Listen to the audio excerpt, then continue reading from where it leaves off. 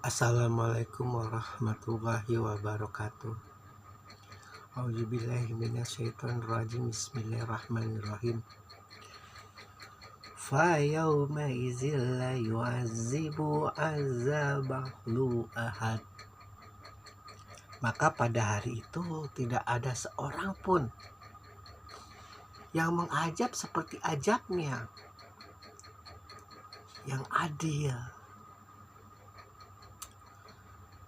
Kelemahan hukum di bumi, di sudut manapun, ada 0,0000001 ketidakadilan di dalamnya, walaupun kecil.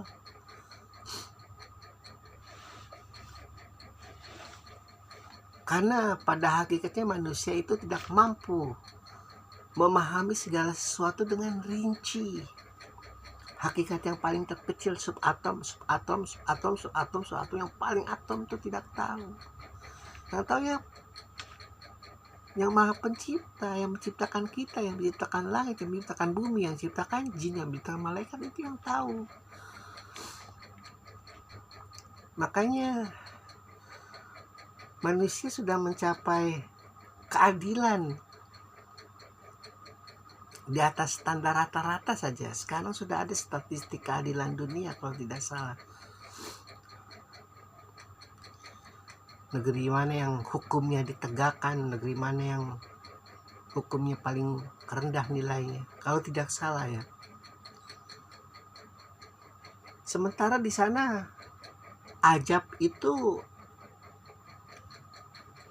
mungkin apa yang kalau kita sering kumandangkan hak asasi manusia atau segala macam itu.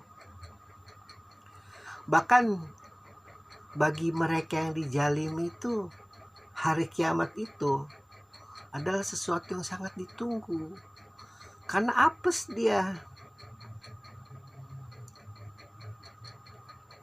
Ada banyak manusia yang merasa dirinya apes. Aduh, kenapa aku hidup di zaman di mana orang zalim berkuasa, di mana segala sesuatu diukur harus memiliki kekuasaan, harus memiliki jabatan, harus memiliki titel, harus memiliki uang yang banyak. Kalau tidak, pintu untuk dijalimi terbuka lebar. Akhirnya hidup dalam kesabaran yang dipaksakan. Sama seperti umatnya Namrud, umatnya Fir'aun. Di depan Namrud, depan Fir'aun, ya mereka mau tidak mau menyembah dua bajingan itu yang mengaku Tuhan. Namun di dalam hatinya mengkalnya luar biasa. Apalagi mereka yang tahu neraca keadilan manusia itu seperti apa, neraca keadilan Tuhan itu seperti apa. Jadi hidup mati mereka itu suka-suka mood mereka berdua itu. Kalau moodnya lagi bagus seperti yang sudah dijelaskan, aku juga bisa menghidupkan dan mematikan manusia, wahai Ibrahim. Nih contohnya dua orang ini nih ya. Aku jentikan yang kanan, mati dia, penggal kepalanya. Yang satu aku maafkan. Sudah seperti nyamuk, kayaknya mati karena nyamuk yang masuk ke dalam kepalanya. Maka pada hari itu tidak ada seorang pun yang mengajab seperti ajabnya, menyiksa seperti siksanya, merajam seperti rajamnya, mengkebiri seperti kebiri. Saking kalau mau, apalagi bagi mereka yang suka melihat penderitaan orang lain, itu tempatnya itu di neraka. Karena ada manusia-manusia yang kalau melihat orang lain menderita itu ada kebahagiaan tersendiri. Itu ada setan yang paling luar biasa itu di hatinya itu.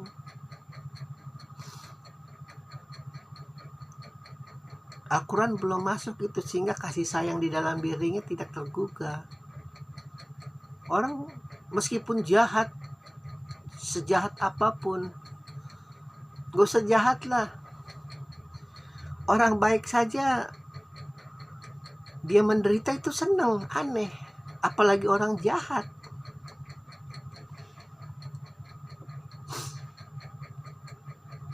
nggak ada itu istilah karena turunan, faktor genetik, faktor DNA.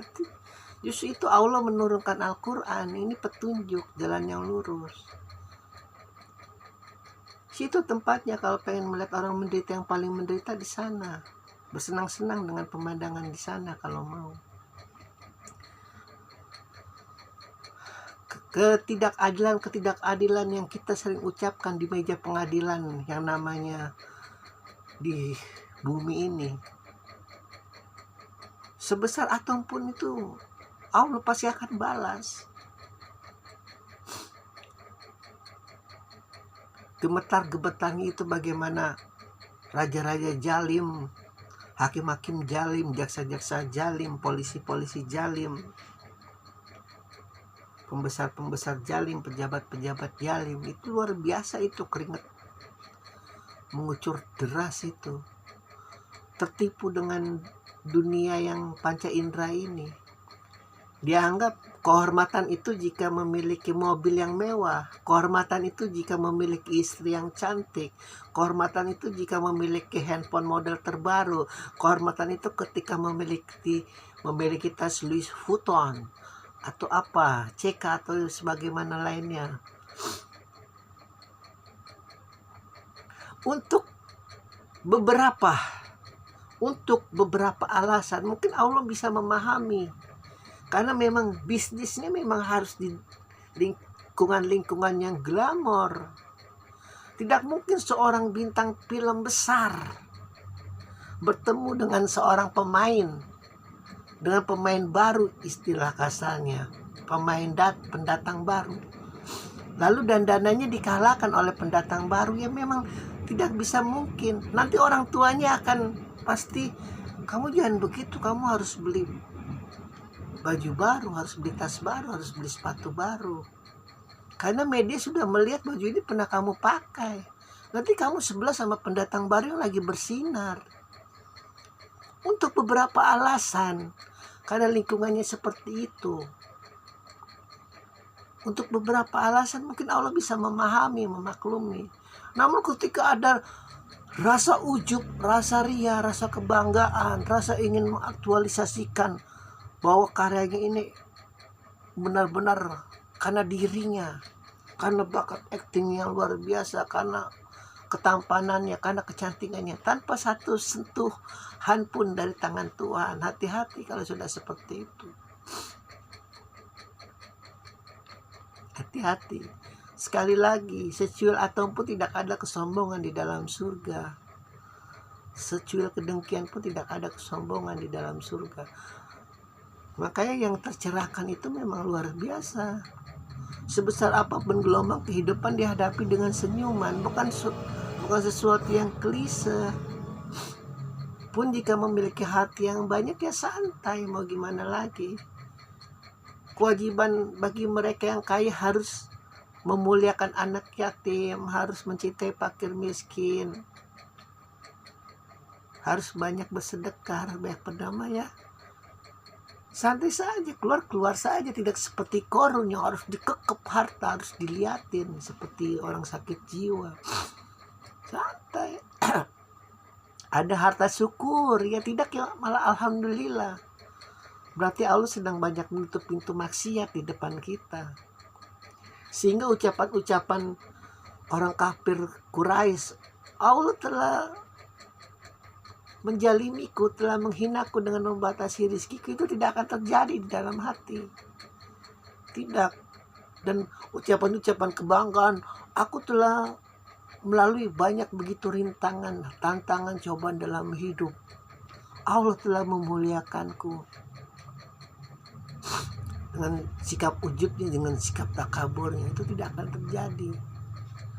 Kerendahan hati itu tidak ada matinya. Kerendahan hati itu tidak ada matinya. Nanti matinya ketika kita tidak bisa bernapas. Makanya pada hari itu saking adilnya Allah, semua itu merasa senang. Baik yang di neraka maupun yang di surga merasa senang. Aneh kan? Disiksa tapi senang. Itu yang teriak-teriak paling nggak kenal Allah, yang kenal Rasulullah. Alhamdulillahirabbil alamin.